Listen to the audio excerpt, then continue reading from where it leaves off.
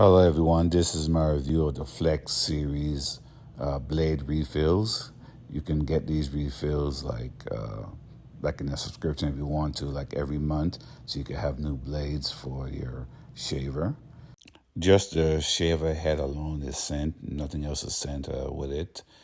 Let me just get this wrapping off of here so I could show you the head, and I'll show you going on the shaver itself later on.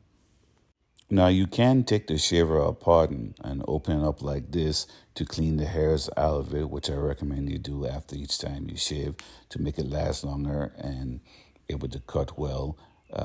So you don't have to replace your shaver too often, but I do recommend that. But let me show you it on the shaver now.